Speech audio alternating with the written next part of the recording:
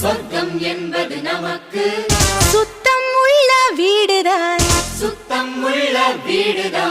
சொர்க்கம் என்பது நமக்கு சுத்தம் உள்ள வீடுதான்